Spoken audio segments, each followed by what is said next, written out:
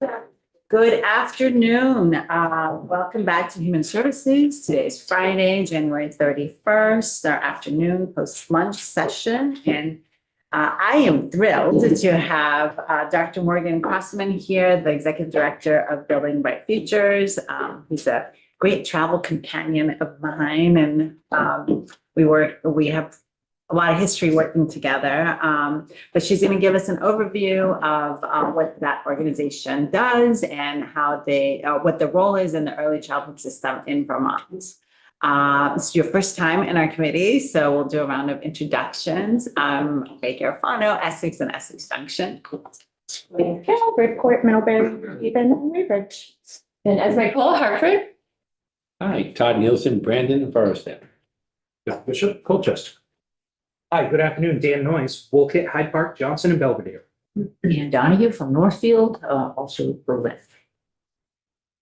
Lori Morse, Committee Assistant. Katie Selena, You have the floor. Great. So my support staff is here today. Hannah Ossoff is going to be sharing the screen for me. So Hannah, if you want to go ahead and share. And then you can move through slides if she has screen sharing authority. Perfect. Thank you. All right. So for the record, I'm Dr. Morgan Crossman. I'm the Executive Director of Building Bright Futures, which is Vermont's Early Childhood State Advisory Council. And in terms of intros today, I want to give you just a high-level overview of the work that the network does and how your committee can utilize both the data, but also our staff to help inform decisions as you're thinking about the early childhood system. I think that your committee out of many has the most overlap with the work that we do, because when we talk about early childhood, we're talking about a really complex system of services across health and mental health and nutrition and basic needs and education and special education. So there are so many different components that we support. And I want to start with what our role is, talk a little bit about the network that we have to inform that work, but then also where you can find additional information. And Hannah, you can go to the next slide. Okay. All right. So one really interesting thing about Building Bright Futures is we are named in state and federal statute as your primary advisor on children prenatal to age 8 and their families in the state of Vermont. And we also support and advise the governor's office as well as our federal delegation. But we have a really interesting model where we're a nonpartisan quasi-governmental entity. So when I show you my board, you will see a very interesting dynamic where we are constantly balancing the priorities of a range of different groups, but again, holding that nonpartisan space. So we will not come in and lobby, oppose, or we will speak to specific bills, but we will not lobby or support or oppose any bill, action, or the work that's happening in other committees. And you'll see that in a little bit. In terms of our role in the system, if you want to take a look here, we have our mission and vision on the slide, but our job is to hold the strategic plan for the early childhood system. So the governor's office doesn't hold that, the legislature, we are strategically placed outside of state government as a nonprofit entity to hold the vision and strategic plan for early childhood. So I'm responsible with a range of partners for convening and elevating the voice and the data, right? So what do you need to know about children and families across every corner of the state? What does it mean from families and communities? What does the data tell us? And how do we think about national best practice? So I'm responsible for monitoring that system by identifying, collecting, analyzing, and compiling data to help support you as you're trying to make decisions or as you're trying to even build strategy on policy for kids and families. You can go to the next slide, Hannah. So as we think about the network, what I want you to see on this slide first is that at the basis, we are talking about always using evidence and data to inform decisions, and we're holding kids and families at the center. We have a robust network of over 500 partners that are coming together across the state on a monthly basis to help support our ability to understand what's happening for kids and families. So at the very base, one of the most important features is having 12 regional councils. So these are the partners that are coming together who are working directly with kids and families on a monthly basis to say, okay, do we understand the needs, the strategies, the opportunities, and how do we elevate them? And how do we respond to meet those needs? So they're doing that local coordination. We also have 7 strategic plan committees. On the slide, it's the blue bar, which is the Vermont Early Childhood Action Plan committees. those are both public agency leaders, legislators, and private partners who are coming together to say, okay, where are we in moving towards the vision we've set for the system? What do we need to know? And what is the policy lever and strategy that we need to be thinking about? And then the last level is the State Advisory Council. I say last, I'll get to you all soon, but in terms of my oversight and support, I lead the State Advisory Council on Early Childhood. So that is a public-private board that's on the next slide. But generally speaking, when you look across this entire network, we are responsible for understanding the needs of kids and families in every part of the state, elevating family voice and community voice, centralizing the most high quality data that we can to help support you, and then also making recommendations. So you will hear me come in and make recommendations that align with the vision and strategy. You can go to the next slide, Hannah. So I want you to see on the next slide, there were two buckets of partners above the State Advisory Council. The public members are those that make up ECICT, the Early Childhood Interagency Coordinating Team. These are all of the agency leaders across agencies, departments, and divisions that support children and families, and they hold voting seats on the board. So they come together on a monthly basis outside of the board to do high-level coordination, vision, strategy, and thinking. And then what you'll see is a range of public non-voting members. So again, based on content expertise, if they don't hold a voting seat on the board, we absolutely want to hear from folks in economic services, family services, and then have a really strong relationship with the governor's office to be able to say, here's what you need to know now on behalf of kids and families. We also have legislative members. So Representative Garofano holds a voting seat on our board, and Senator Gulick in Senate Health and Welfare. As of this past week, the two of them serve as those voting seats. What you're seeing in our at-large members is a range of partners who have deep experience, commitment, and expertise to kids and families. They are either serving kids and families, funding the work of kids and families, or they are a family of a child in our system. So a really strong representation, and as you can imagine, a range of perspectives, a range of priorities across all of these partners. So one of the key roles of BBF is to bring all those partners together to align this vision and strategy and get those partners to coordinate to say, okay, we know what's best for kids and families. What do we do right now? What is the long-term vision? And where are we in moving towards that vision? Please. Chair. Yes, I'm sorry. Okay.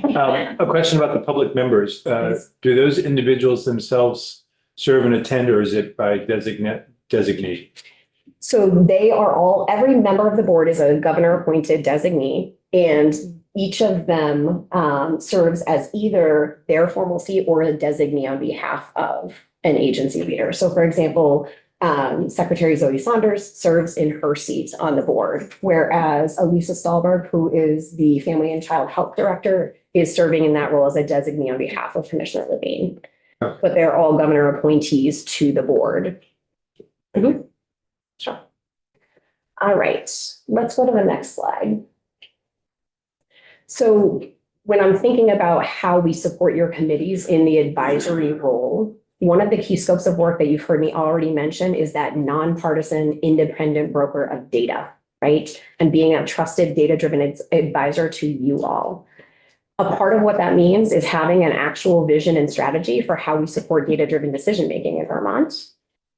And what that looks like is making sure that you all have a broad understanding of children's experiences across sectors, that you understand service provision as well as child and family outcomes and the system that supports kids and families. It also means you need to have access and there needs to be visibility to that data. So we play a key role there. And then most importantly is the role we play in translating. So how do you go from, and how do we go from, we know this data indicator on a child or a family. We understand what it means from hearing from those families. And now how do you all use that information to make a decision about a law, a policy, a program? And so that's a key place that we come into play. And so when I think about all of the monitoring resources, you see a list of them up there, and I'll talk a little bit more about some of them and give you an overview of what we know right now. But I think it's just important for me to name for the committee, as an advisor, I'm not a lobbyist. So when I come into the room, use me as a data-driven advisor, ask hard questions, right? When I'm showing up to the committee, it's on behalf of the State Advisory Council Network and it's on behalf of kids and families. And so it's my job to make sure you understand how the decisions you're making are going to impact kids and families. What are the unintended consequences? What questions should you be asking? So when I say advisement, what that might look like for you all, it might be me providing you data, indicators, bringing in national experts, helping you identify who else you should talk to on behalf of kids and families, whether it's in the state or nationally. It may be me coming to you or you coming to me and say, what are the major needs and challenges right now in this specific area? Because we have a bill that's going to move. What do we need to know? It might be you saying what data, community input, and information you need. So say you're tackling a really big bill this legislative session on, insert anything you'd like, right? Related to kids and families. Reaching out to a member of my team, reaching out to me directly to say, here's what data we need. We need community input on X, Y, and Z, and we can help you move that forward. And again, what's interesting about Building Bright Futures is it's not any one topic area. So it's not just childcare or pre-K, right? It's the full constellation, the child welfare system, Head Start, housing, any system of service that touches kids and families.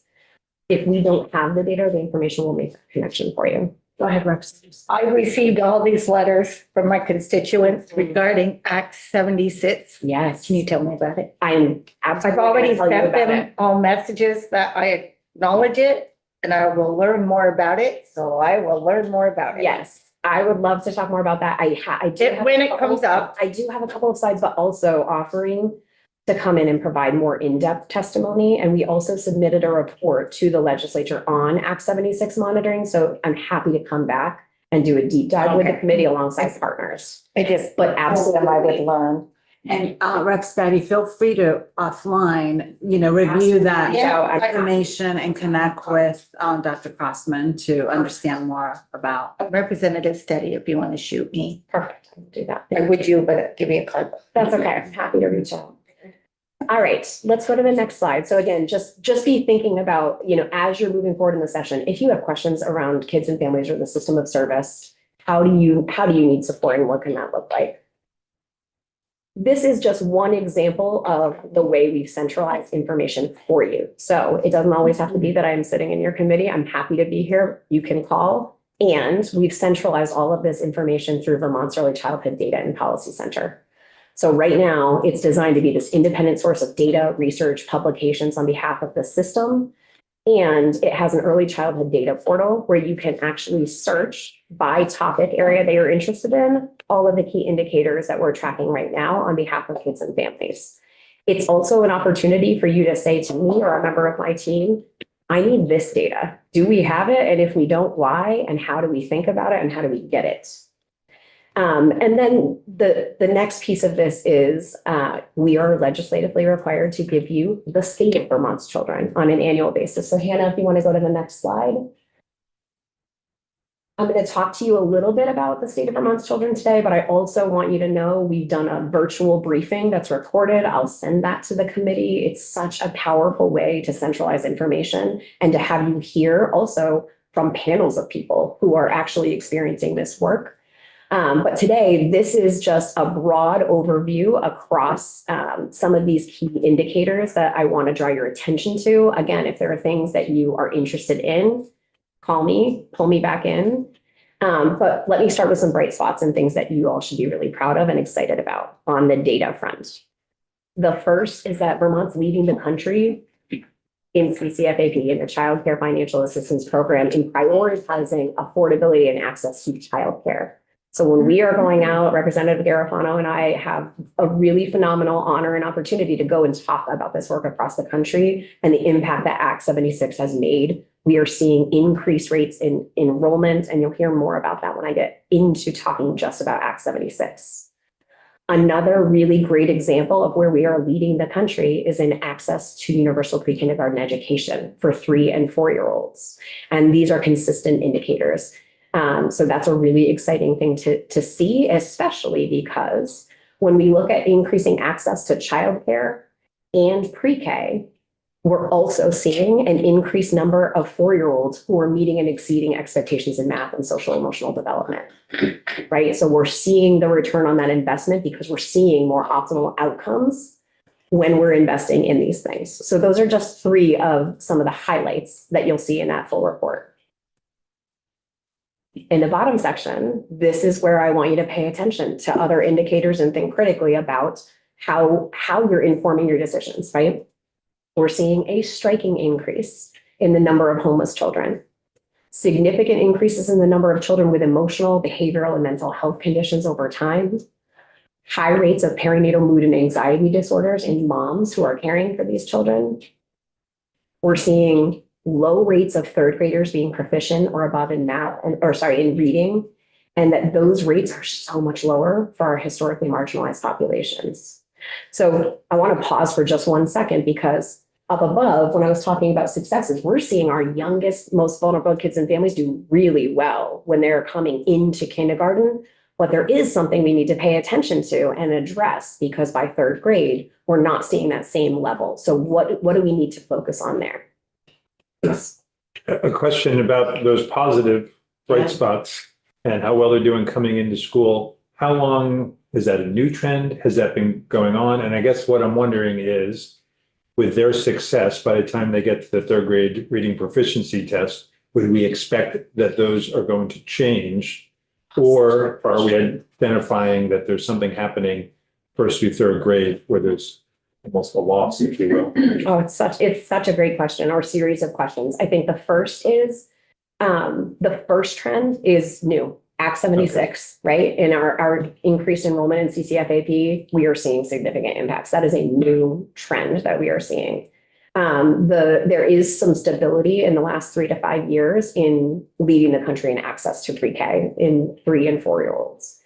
In terms of the increasing number of young children who are meeting and exceeding expectations in math and social emotional development, where again, we are also leading the country. In some ways, this is a new indicator, and Vermont hasn't done a great job of being able to communicate about this work, but there's a new national indicator, and the Agency of Education has prioritized publishing more data on this element specifically related to our pre-K kids. So I wouldn't want to talk about a trend in that area right now, but just naming that it's a really positive outcome, which means things are going well in this sector right now. And do you think that the data from AOE, would it help essentially identify gaps maybe in between 4 and 3rd grade? Like as Representative Bishop was mentioning, like, is it something that's happening in those years in, K through 12 education versus, so will that data help us kind of hone down to what the gaps are? Yeah, so going back to that question, one of the biggest challenges that we have in the state of Vermont in our data is that we don't have a centralized, unique ID where we can track a child from when they enter a system throughout their life course, whether it's in, special education or in health. We don't have the ability to map across all of those sectors. So what we are doing in the absence of that is centralizing as much of the information. And so it's really hard in this moment to be able to track that trend to say, okay, this cohort of children was doing incredibly well during this period of time. And now by 3rd grade, this is where they are. We're seeing point in time versus their longitudinal trajectory. So one of the things that we're working really hard on with the Agency of Education, especially with kind of a newfound priority around data, is thinking about what are the questions we need to be able to answer, what trends and data do we need to have in order to answer those questions, and then what do we need to put in place? Like, what are the mechanisms we actually need in place for collecting that data consistently, not just on a one-time, we want to know this now, but how do we consistently understand where our kids are, what they have access to, and then how it's impacting their outcomes. Representative Cole. Yeah, relatedly on the metrics piece, we all know math is sometimes a little bit easier to measure on metrics than things like social emotional development, or at least in the way we've historically gone. So I'm curious about how we are tracking the social emotional development piece and what questions we're asking, and maybe that's included in the Act 76 report, but how is that being measured?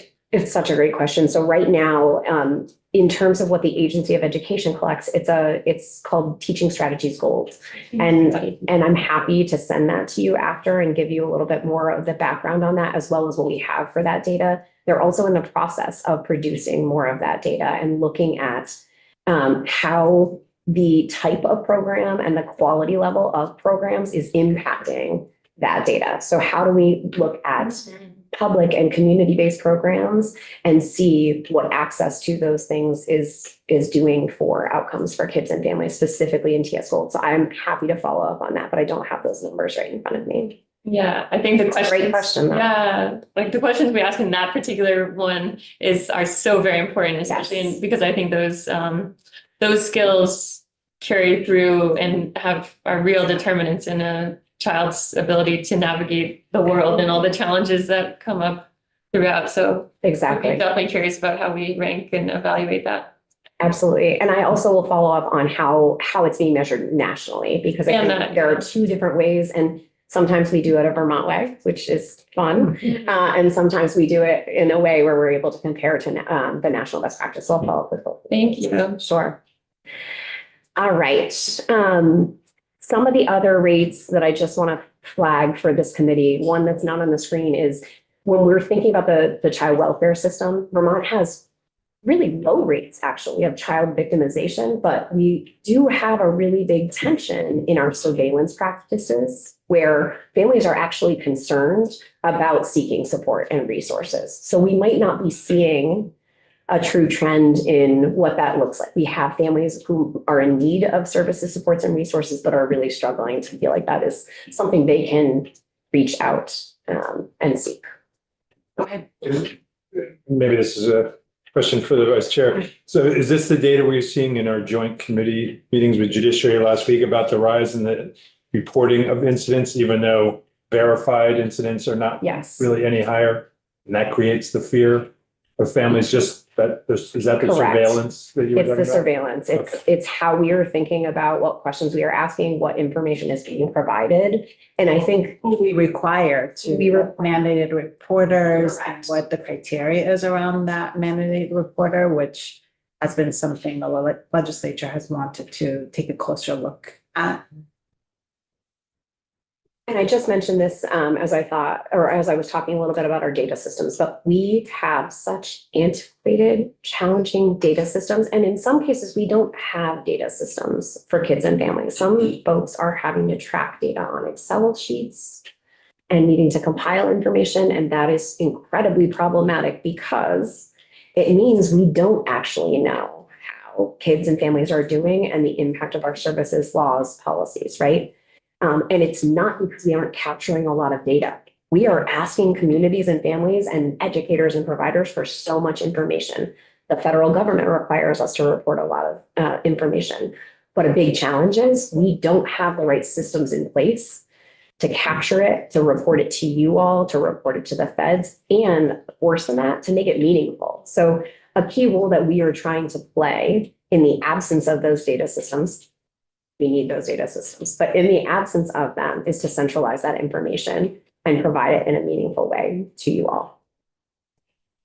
All right, let's go to the next slide. So to your question about Act 76, I'm going to transition just for a minute. Okay. So for those of you who are new to this committee, one of the things that Building Bright Futures is required to do in statute is to be the entity monitoring Act 76. So yes, we monitor the system, but even more targeted, deeper monitoring on the child care and early childhood education space. So in that statute, it requires us to come together with partners across the state and I can absolutely follow up with additional data and indicators as well. We were required to define and measure success to bring together legislative leaders, others across the state to say, okay, how would we know if this law made an impact? What would you like to know? And so we spent 6 months engaging different partners, engaging family members, providing technical assistance and building the capacity of the Child Development Division and the Agency of Education to really say, okay, what should we be measuring and monitoring? And so I do want to say a quick thank you. I know that Chair Wood isn't here, but this committee in particular led the charge on saying we actually need to monitor this in a different way. We care about what we're doing and how we monitor the impact, and we want to know what this looks like, but we also want to hold the system and partners accountable for implementation in a timely way and to know whether or not it's making an impact and course correct. So really grateful to the legislature for that accountability and for your trust in being the partner doing that work. All of the monitoring efforts is happening in partnership with the Child Development Division, the Agency of Education, First Children's Finance, who I would highly suggest that you meet with as well, the Vermont Association for the Education of Young Children, Vermont AOIC, as well as bringing in a national partner, Child Trends, who has so much expertise in this area. So when we're monitoring, and you're seeing the indicators on the screen, we are monitoring hard numbers and quantitative data. We are doing qualitative data collection, feedback, focus groups with different partners. And then we're also monitoring through a range of collaborative meetings with agency leaders and the folks implementing this work last year. All right, so this is where I get to be a little bit more fun. What do we know about the impact of Act 76 right now? And before I tell you, I want a name for this committee, and I said it in House Commerce as well. I was the first person to say, when we implemented and started, don't expect to see change in year one, right? We're talking about massive systems level change. Don't expect to see it in year one. And I was wrong in good ways, right? So we've actually seen so much progress as a result of Act 76, and we're also now addressing challenges. So the first thing I want to mention is capacity. For those of you who have been tracking the childcare space forever, we've always had significant issues with finding infant slots, right? We have so many infants and toddlers who need spaces. And so we've already seen an increase of 170 slots just since Act 76 passed. So that's really exciting. One of the most favorite trends that we've been talking about is that for the first time since 2018, there have been more childcare programs that have opened than closed. Hi, Carolyn. Great to see you. That's okay. So on the capacity front, we're seeing progress, and we're seeing it in really strategic areas, right, where we've had capacity issues. The second is around affordability. So now we're seeing an increased number of families, 550 families, who no longer have a copay, which is so valuable. So when I said we're leading the country in affordability, we're talking about the people who have access to this program, who really need it most. One of the most important indicators I want to name for you is around awareness. We didn't even name that before as a factor. It's one of the most important factors that we didn't realize. So when we think about families' awareness about what they are eligible for in the system, we are seeing such an increase in the number of applications that are submitted online. So for example, we saw 1,500 CCFAP applications submitted online in 2 months, and then a significant rise in enrollment. The reason that's important to pay attention to is that there's also right now a big communications campaign across the state to engage additional families to make sure they know that they're eligible. So we're likely going to see that number rise and to see that continual increase. So when you look at enrollment on the left-hand side, nope, on the right-hand side on your screen, we're seeing such a rise in enrollment, and that we're going to see that continue to grow. So that's really exciting progress, because now we're seeing families who need it have access. Are there tensions in workforce? 100%. Do we need additional childcare centers? Yes. But we are seeing the intent of the law work in the ways that we need it to at the beginning, and faster than I would have anticipated. Can I ask a question?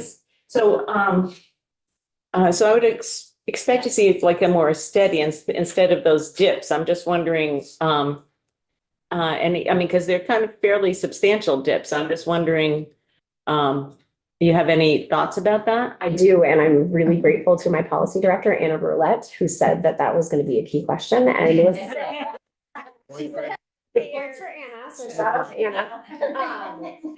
It was really interesting to think about this, because what she said is we would actually expect to see those dips at certain points in the year already. So in summer, and those are consistent trends. So if you looked at the School and that is the right question. And that's what you would expect to see. And so if we had this for over a long period of time, we're going to see it again. Yeah. Great question. Go ahead, continue. Question, on that capacity number on Yes. infant slots, Mhm. I'm assuming, but the number says an increase, so that's a net, New slots.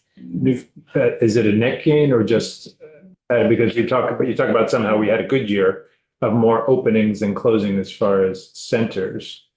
So I just. It is, we have 170 new infant slots. I don't have the number on, if we looked at closures, and Ray, I'm looking at you. I know you don't have it either, but if we looked at the number of closures, if there was a decrease specifically for infants in comparison. So this is solely based on my understanding of more programs have opened than closed, which is incredible. And we have an increase in 170 slots, which I believe tells us that is the net, because I believe it's the net. Okay, thank you. Brett McGill's question.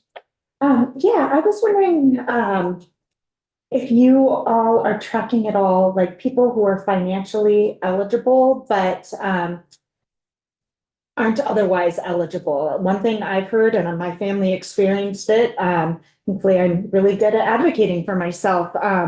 You know, we have unusual work schedules. My husband, goes into work, leaves for work at 3 a.m. And doesn't get home until 12 to 1, depending on the day, how long he stays to help out. And so we were told we only qualified, for those hours where we were both at work. But then, that resulted in, you know, he would, unsafe because he was be exhausted and staying up and unable to sleep. And so I was able to get a waiver, and he often goes in at midnight.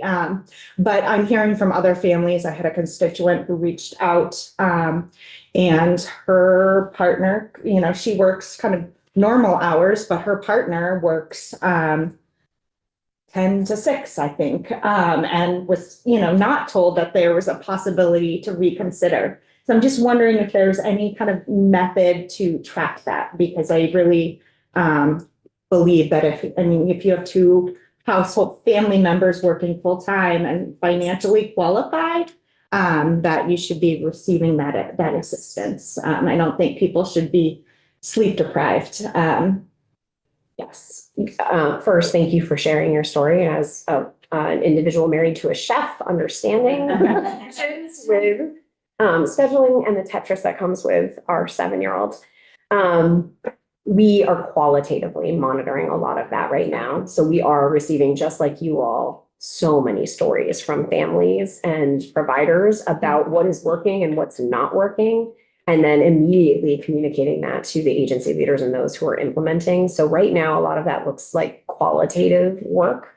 But I think that as we move forward with, again, the awareness campaigns and the communication, our ability to track and monitor is going to get stronger, mostly because of the relationships between the Child Development Division, First Children's Finance, and thinking about child trends and our ability to, again, like have the capacity to ask the right questions and to then capture that information consistently. And with that information, so in the sort of system, would the family go to the local, I forget what you call them, childcare access people there at the local level, as opposed to like going up to the state? Would they start there? I think there's so many different ways that There is, families are okay. thinking about accessing childcare and understanding about, I mean, not just in the childcare space, right? What they have access to.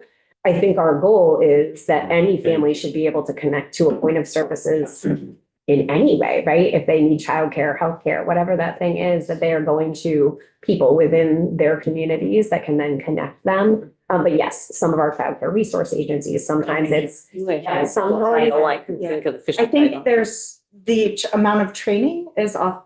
That's what I was In wondering different about. areas. Yeah.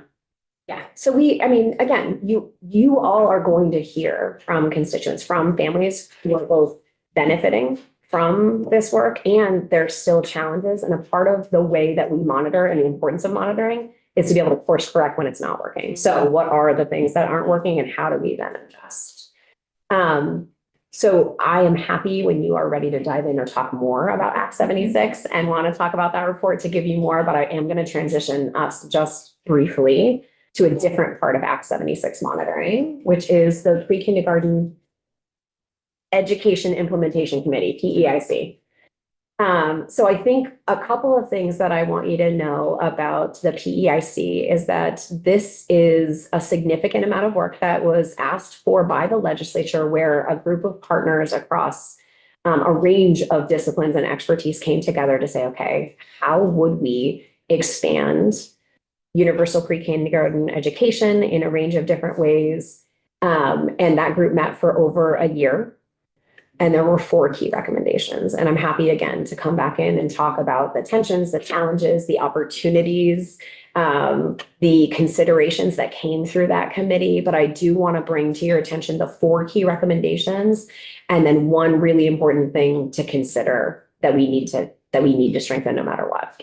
Morgan, can I ask a question? Please. Because we're gonna actually hear this report next week. Great. No, you can still go through this, but I'm just wondering, because I don't think we have you down as a witness, do we? For For the pre-K implementation report? for the joint, Yeah, we don't have any witnesses yet. okay. Are you available? Anyone have to come in? Oh, it's the week after next, right, yeah, Right. it's the week after. Yeah, thank you. Okay, right. So, stay tuned for an invitation. I'm happy to do that. So here's your preview. Thank you. Very high level preview. This group came together and had 3 main recommendations. The first was overwhelming consensus to maintain the benefit for 3-year-olds. So originally there were discussions around whether or not we would expand for 4-year-olds and then have 3-year-old children be receiving early childhood education in community-based childcare programs. The committee determined that in terms of moving forward, they wanted to maintain that pre-K benefit or entitlement for 3-year-olds, but also expand access for 4s. And so if you were thinking about expanding access, to absolutely prioritize expanding access for 4-year-olds. And that is a really critical value. What the committee did not necessarily say is here's exactly how you might be able to expand for 4-year-olds. So that work is still needing to be done in terms of the number of hours, the cost. And I know that you've heard from the Secretary for the Agency of Education about the broader vision for thinking about early childhood education, specifically in that pre-K space. So way more to come on this.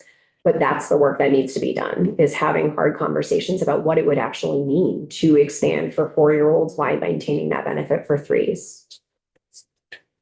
I guess I'm not quite sure. I last worked with the Greater Burlington YMCA, so I have some familiarity, although managing childcare was not my responsibility, so I might be off on this. I thought universal pre-K, as we were engaged in it, was 3 to 5-year-olds, 10 hours a week for 35 weeks a Nailed it. year. Yes. So expanding access for 4-year-olds, does that mean more than 10 hours a More than week? 10 hours a week. Exactly. So Right. yes. Okay. So they're already in the universal pre-K program, just the amount of time maybe. Yes. And so just to give just a brief background on universal pre-K, yes. 10 hours a week, 35, sorry, now I'm pausing. 35 weeks a year. But what's really interesting is we're required to offer it, but not all families participate in it, right? But we've seen increased enrollment over time. And so the expansion of access for 4s would mean the dosage, the number of hours that we're providing would be more across settings. And the question is how much more and what does it cost and what infrastructure is needed for us to expand. Which is exactly what the pre-K implementation committee was supposed to do, but they didn't. So that's just another, highlight from what we'll be talking about week after next. But so this came about as the witness is saying, from our work on expanding childcare. Part of what we found in our testimony is that while 10 hours is quote unquote an entitlement for 3 and 4-year-olds, that it's vastly inequitable across the state. So some of our communities don't have access to any pre-K, whether it's in the school system or whether it's in an approved private childcare or pre-K setting. And others are having full day, 5-day-a-week pre-K, all paid at the taxpayer expense. But So that there were, even though we had this universal, it's called Universal Pre-K, Bill Act 166, that we don't really have universal access.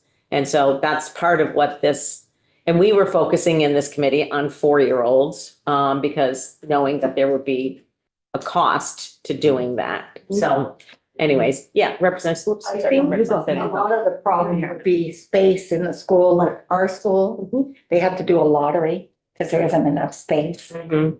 So some school, like, I can only talk for my school. Yeah, yeah, not My school, but, yeah, space. yeah. I'm sure it would be a wonderful concept, but right now they do a lottery. I mean, not everybody gets to benefit because. My school system did that for a while as well. I think that that's part of what we were really looking at. What would be the building resources? What would be the financial resources? You know, how do we do this? And right now, there's really nobody responsible for assuring that there's access for students, you know, for children. It's a benefit, if you will, to use Representative McGuire's, it's a benefit, but it's not, something that anybody has the responsibility to actually provide. So like my granddaughter, I can use my own granddaughter. The school provided it, but she went to one of the daycares that were accredited. Right, that's So right. it worked. Yeah, yeah. And that's- they make that's it work the the kind of- best they can. That's the kind of dual system that we have, and that's actually considered, you were probably already talked about this, Yeah. best practice, you know, for especially at that age, to be able, for families to choose, you know, public school setting or a private, pre-K setting. So, yeah. I did not, but you all very eloquently teed me up to talk about some of the challenges here, which. Good. You know, some of the major challenges were lack of data. So you named that we have variability across the state in who has access to what and where and how much. That information is not documented in a way that allows us to very easily answer those questions and hand it to you all. So one of the key things that is on our plate in partnership with the Agency of Education and the Child Development Division in this coming year is developing new protocols and systems for strengthening those data systems, right? We need to be able to look across every region and school district in the state and know what they are offering for universal pre-K, what the hours look like, how it's related to after school and out of school time care. That was a really big, important discussion, right? So is it a child care center where the child is also receiving universal pre-K and then also has either before school and after school or, out of school time care wraparound? So one of the things that I want to, again, really stress is there isn't and wasn't enough data on the cost, right? Whether it was public or private programs and what we could then decipher and make decisions on based on those two things. And enough information around where our kids are and what they have access to and why that differs and where we would need to expand.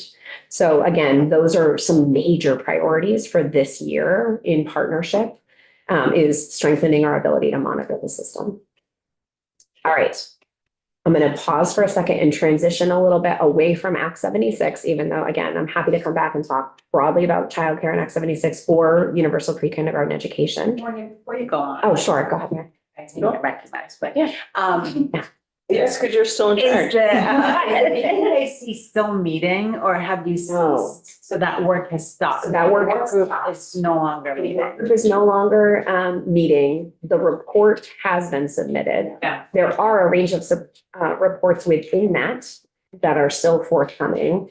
And I'm glad you asked this question because one of the things that I would draw your attention to is the amount of data that was captured during the time frame and some of the resources. So yes, you can read the report. It's valuable. It's incredibly powerful, but one of the most important documents was the documentation of quality across sectors. So there is this beautiful table where we have mapped across every single way that we think about quality and national best practice, what the NEAR standards are, what Head Start standards are, what it looks like in Vermont across public and community-based settings. And that's a really important resource to take a look at. We also did a range of surveying efforts across school districts to understand both quantitatively, to start let me back up, to start to understand what programs are providing what number of hours. That is not the best way to do that. There's other ways that we need to now implement systematic and continuous data collection. However, we wanted to at least initiate that. But there's qualitative data from school districts and programs across the state where they have said, here are all of our questions, concerns, the barriers, the challenges, and opportunities for how to do this well. So as you're thinking about decisions around how to expand, and as as groups come together in the next year to talk about the potential of expanding, that's the data that I would look at, that qualitative of saying, here's where we have capacity in schools and here's where we don't. And what does that mean? And how do we think about what's needed on the infrastructure front? So you can, committee members, find that report on our committee's webpage under reports and resources. All right, so I've spent a decent amount of time talking with you about some of the quantitative data, some of the numbers. Let's transition, Hannah, to the next slide. One of the most important parts from my perspective about building great futures is our regional council network. And that allows us to, instead of just tracking hard numbers, qualitatively understand what's happening for kids and families. So all of the folks who are working within regions one-on-one are there to identify gaps, share their expertise and resources, but also elevate those challenges to decision makers through our network. So we are consistently monitoring what's coming from those regions. And they're also implementing every strategy they possibly can in coordination on the ground to solve problems. It's when they can't, or don't have those resources that it's really important to elevate. So just as a quick snapshot, every single year, and now we're doing it in 2-year increments because the needs are the same, right? We're seeing significant needs. We identify the top 2 priorities of what is challenging or what is something that they want to prioritize based on their community's needs. So this is the top 2 across the state.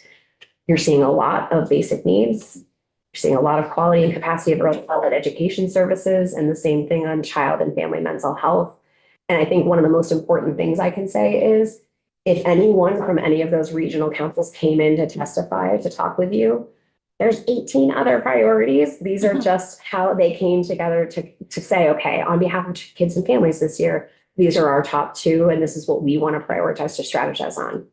There's so many more. This is not an exhaustive list. It's pretty interesting, though, to see the similarities and the differences in the top 2 for each region of the state. And I'm not sure I would have said access to basic needs in Chittenden County would have been at the top level. Do you know what I mean? Exactly. I have expected that in a different part of the state. But I think that's very interesting and telling. And it's also helpful for people because we all come from different regions around the state, for people to be able to see in your region that you represent, what are the top 2 things that folks from around your catchment area have provided as feedback and input. So that's good. Yeah, go ahead, Representative Cole. I see resilience coming up over and over. Would you mind defining in what sense you mean resilience? Yeah, I think that one of the things that is coming through from our regional partners is that they are feeling an overwhelming sense of needing to come together as a community to support kids and families and to build the capacity of children, but also their families to be able to say, okay, how do we help them show up? I almost think that sometimes when we see building resilience, it's also in that social emotional development area that we've been talking about, or supporting mental health. It's how do we have the capacity to be able to continue to show up? And when I think about the impact of COVID in particular, this is when we saw that trend come up even more, right? How are we giving our kids and families the tools that they need to be able to show up in different areas? And I think that's one of the really important things that you're drawing attention to, is that they're not mutually exclusive categories, right? Resilience could also mean basic needs. How do we make sure a family has safe, affordable housing? How do we make sure that they have food so that they can then show up and learn in schools or in childcare centers? So I think that if you were to talk to regional partners across the state, their lens and their focus and the way they're trying to adapt and meet those needs might be a little bit different. Are you finding in your data, and I can only talk for Milton, they have they don't even have an outside recess aid because of lack of staff. Are you finding that in a lot of places? Workforce is one of the key challenges that we're facing across every single sector, right? So if you look and speak with someone in childcare, in early childhood education, in special education, speech, language, OT, we are having challenges in workforce and there's so much commitment. So is that affecting the data a lot? I think that, I think it is impacting the data, right? Our ability to meet the needs of kids and families is different in this moment, right? So the number of kids who have access, the amount of stress that our workforce has to be able to meet those needs is different, right? And I think that that's been exacerbated by COVID, but I think that it's helped us take a harder look at those things and to think about economic impact on the state of Vermont and how we bring people back. It also makes me think about, I kind of say this in other locations as well, but that, I think that we need to also start to reimagine what are the kinds of systems that will support and make changes in those things that are identified as needs in our communities, because we're not going to be able to just rely on, well, we need to find 5 more staff, or we need to do, I think, the sense of what Rep. Cole was talking about, the sense of community, and we can, and what you were speaking of, building a sense of community doesn't necessarily take staff to do, but it's really important for families and children and all of us, so it's having that support network, whether it's formal, informal, combination is really important. And I think we're going to have to figure out ways in all of our systems, not just early care and learning, all of our systems, but how are we going to do things differently if we, I hate to go down the demographic lane, but, if as our state changes, and I just think that that's important for us to think about. We can't just think about this from like, well, no, this is the way we did it before COVID, so we just need to get back to that. I think I'm not thinking that's going to work anymore. Right, and I think we've seen the importance of fostering that connection and the relationships. We already knew from a child development perspective, the importance of parent-child interaction and educator-child interaction and building those strong foundations so that there is that safety and that connection. But I think that we're starting to also feel that and see that in communities and really think about how do we need to come together to solve problems, but also what can we be doing together and differently to support and build those social networks in different ways. So when I was a substitute teacher in Milton, they had the EAT program. So now there's no more EAT program, right? Now it's this program. I'm old. EAT program was for like 3-year-olds. So there's no such thing anymore. I don't Can't be. Can you say Early it again? childhood education. Oh, okay. For like 3-year-olds. Like Triple E program? Triple E. That's, we called it EAT. Oh. Well, I subbed in there a lot. Yeah. I subbed in there a lot. So is this in place of that? Like, is this like from my age, from my generation? No, not necessarily in place of that. This is just our parents, our families, our educators coming together to say, these are the things that we feel are really important to tackle in the next 2 years. And as you as decision makers are thinking about that, how are you addressing child and family mental health? How are you how do you keep children and families at the center of decision making? And how do you know what your communities need? And to recognize that those communities are different, right? So yeah, you're seeing some trends across the state, but you're also seeing differences. And again, depending on the stakeholder and their lens, the partner, it's really important to think differently about the needs of kids and families. All right, I want to transition us to the kind of last piece of how we capture information and feedback, which is elevating family and community voice. And so one of the things I want to make sure this committee knows is that we have such a robust community that comes together of families who have young children and that are serving as these representatives, both on the state advisory council, but in providing testimony and supporting all of our work. So they can be a resource to your committee And as you're thinking about needing family feedback, this can be a really important place to go and for us to be able to connect you to other areas. So we do serve as that broker or that key liaison between families, communities, providers, and decision makers. We have 2 phenomenal state advisory council representatives that are family leaders. And they have done such a great job of saying, here's how we can support the work and here's how we want to inform policy. So you'll see that in our recommendations as well. I'm going to transition into State Advisory Council recs. One, because I want you to see, and Hannah, you can go to the next slide. One of the most important roles we can play for you is how do you go from having data and information to decision making, right? So one of the things that we do on an annual basis is provide you with data, but also say, based on everything we know about the system and everything you just saw there from families, from communities, from the data, what are the priorities across the State Advisory Council network? So we are identifying the gaps in the system. We're making sure they align with the strategic plan and the vision for the system and have that kind of unifying vision. So I'm not going to go through all of them today. I will make sure that you have access in a hard copy if you'd like. There's such a wide range of priorities, but it also shows you the types of things that you can come to the State Advisory Council network for.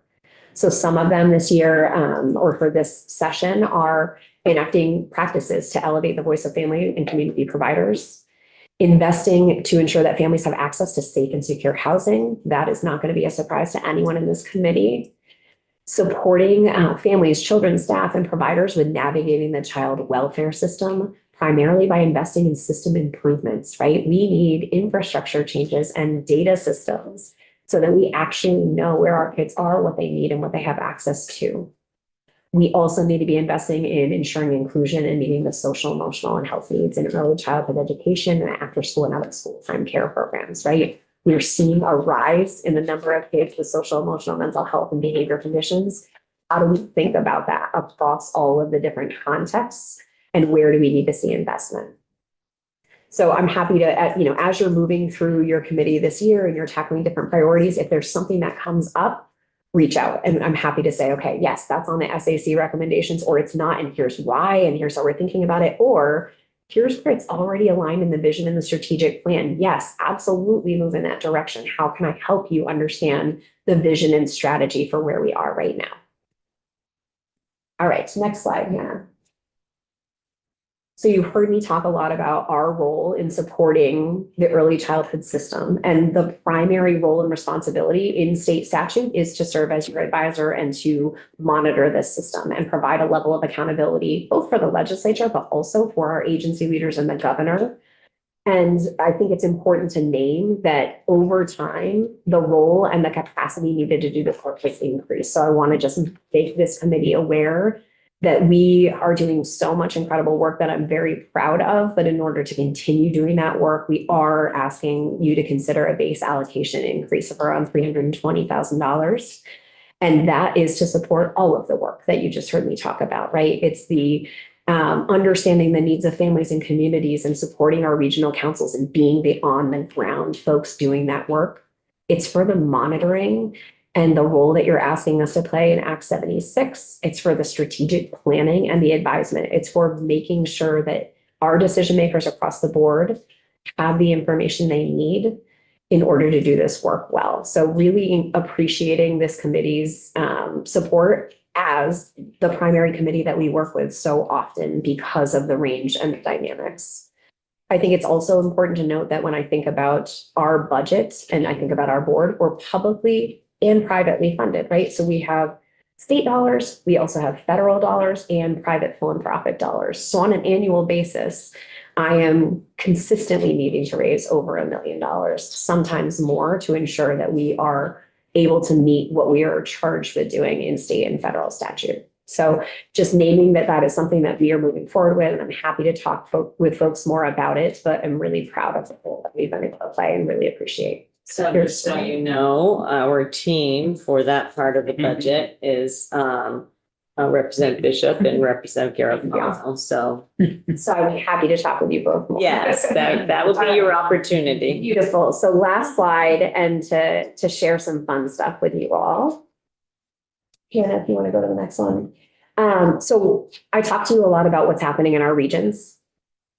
and their ability to identify priorities, but also respond to needs. I can imagine that that is incredibly hard to see, but I will also make sure that you have these slides so that you can. We have them. We have Beautiful. Okay, so what I want you to see is, in addition to our ability to monitor the system and really support policy development, a part of what we are doing in this space is also as a pass-through, where we are bringing federal grants into the state to help support direct service in strategic areas based on those regional priorities.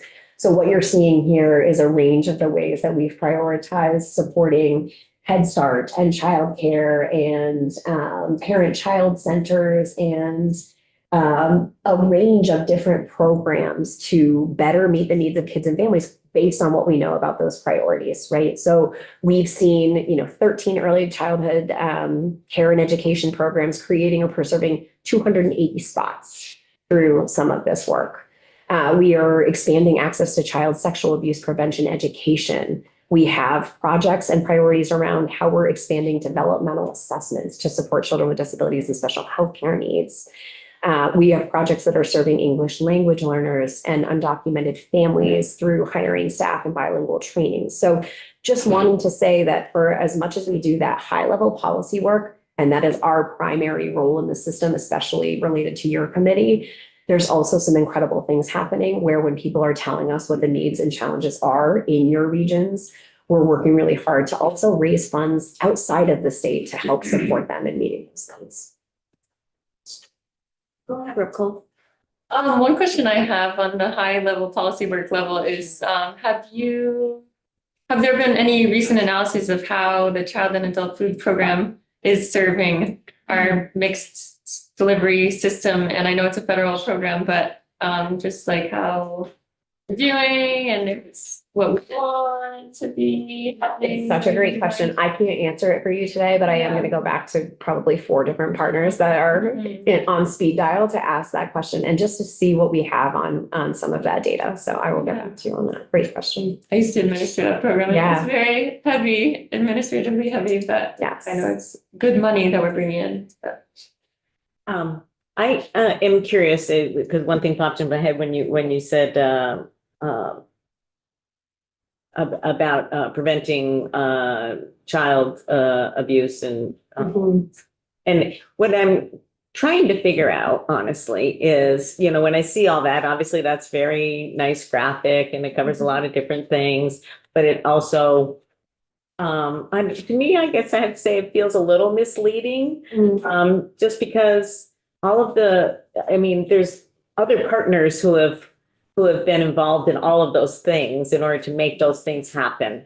So it's not just an activity or an outcome of, building bright futures. Actually, none of this is an outcome of building bright futures. We are solely in the position where we are helping the state bring in money to fund those partners, right? So what I'm trying to show you. What do you mean by that? I don't know what you mean by that. So Yeah. I'm hoping if the VECF, That's exactly. you can explain that and explain what Yeah. those federal Thank dollars you. are and Great. what your role is there. Perfect. So a part of the role we also play in the state is to write and support federal grants. So we will write grants in a range of different areas. This one happens to be from something called the Preschool Development Grant. So we have supported the state in writing a grant that was a $24 million grant over 3 years to build early childhood systems and to support kids and families. One of the key projects within that grant is the Vermont Early Childhood Fund, where we use our ability in the network to identify priorities, again, in partnership with the key people who are doing that work. Actually, someone who's trying to listen in and just texted me and said there's lots of noise that's making it so people who are listening online can't hear YouTube. Thank you. Thank you. So a part of this grant was working with all of our community partners, the folks who are doing this work on the ground and helping build their capacity by writing this grant to bring in additional funding to support their work. So our organization serves as that pass-through. We do and support all of the grant making for that. So we don't receive the funding for that. We receive the funding in that we wrote the grant and then we are putting it out the door to the experts and the partners who are doing that work. And a part of that is working with all of them to say, what are those needs and priorities? So that is a really important clarification because we are not doing that work We aren't direct service. We are providing funding and bringing funding in for them. Bringing funding into the state. Yeah, Correct. that's very helpful. Thank you for that clarification. Yeah, go ahead. Just as a follow-up, can you talk about the collaborate? So you put this money out and to the experts that you know of, but what is the collaboration with the administration, the CDD, related to these applications and grantees? So it's not disjointed, right? So like it's kind of in alignment to the greater goal of. The broader system. Right. Yes. Great question. So one of the things that we did right from round one is bring in reviewers across the agencies, departments, and divisions, as well as community partners. So it's not just our team that is identifying what the priorities are in the grants. So we have a phenomenal group of colleagues, both public and private, that are reviewing every single grant application. They do an anti-bias training. They have a lot of strict rules and procedures around how they are trained to identify those grants. And a part of the reason for that is so that there isn't duplication, right? So if there is other funding that could be used for this, we don't want to duplicate that effort. And we also don't want to have grantees be competing for things that don't make sense, right? So we're working really closely with folks like the Child Development Division, First Children's Finance, Let's Grow Kids, and other partners on the childcare related topics and saying, okay, what is that constellation of funding? What do we know is fundable from the federal government? What is fundable from the state? And what is fundable through private philanthropic dollars? It's a little bit of Tetris, to be honest, but it's a really important mapping exercise to make sure that we have the right funding mapping to the right priorities. Because one of the things that's important to know about the federal dollars, you can't use it for infrastructure, right? So we know that if a grantee is applying to our work to try and to build a childcare center, that doesn't work. So how do we connect them with the Child Development Division, First Children's Finance? So there's so much strategy and collaboration that's happening behind the scenes to kind of say, okay, we understand the needs and the priorities. Which source of funding should be used to support that work? And so again, our only role in this is to help the state bring in additional dollars and resources to fill some of those gaps in the absence of state dollars in some of those ways. Go ahead, first noise. More of a statement, but amazing work. Thank you so much. Just bringing all of these resources together to really support the children of Vermont it's amazing. Wish we had something like this for older Vermonters. I know. I have to say. If you did. Think about the future legislative opportunities here. Thank you. Federal delegation. Yeah. Because they are federal. I know. Federally, a lot of federal, requirement. Older Americans Act needs to be amended, perhaps. Maybe we can get it passed first, but Yeah. thank you so much, Morgan. We really appreciate it. We look forward to, chalking up some more of those numbers in terms of assistance to this committee as the year goes on. Appreciate it a lot and hope you feel better. I hear your voice. I hear your voice.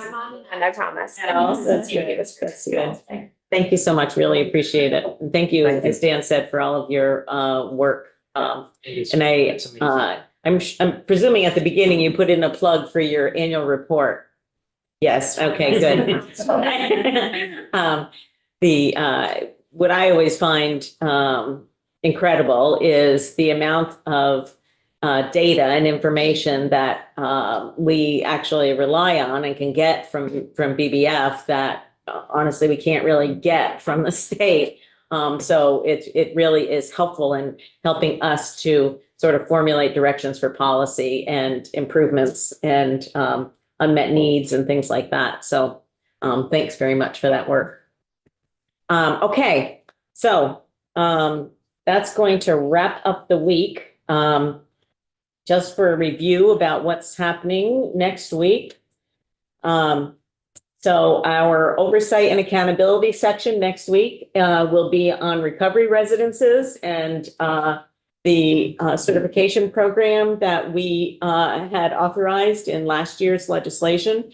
Just as an FYI, there is a report on our website for you to review prior to that time. That would be great. We're going to be continuing our testimony on H13.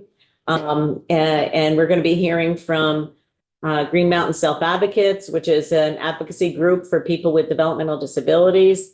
We're going to be hearing about a Supreme Court case that happened that relates to Medicaid rates and the ability for providers to pay.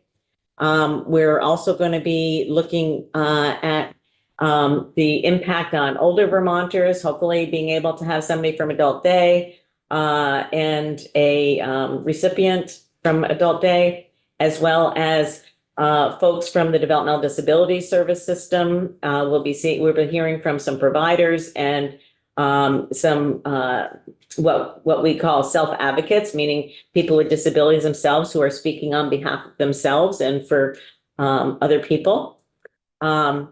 We will be starting to take testimony on H91. So remember, we had a walkthrough of that earlier, and we've started our discussion on that. And we have Jenny Samuelson, Secretary of the Agency of Human Services, scheduled for what day is Big that? overview. Wednesday. We have that on Wednesday. So that's good. So then we will be also starting our markup process. Okay, so we will be finishing testimony on H13, and we will be beginning what I called markup. And you might recall that is the time when we take the language that's in the bill right now and we start making modifications to it based upon our testimony that we've heard and other discussion that we have as committee. Okay. We will be moving through that. We have SNAP Awareness Day next week, so we'll be hearing from witnesses there.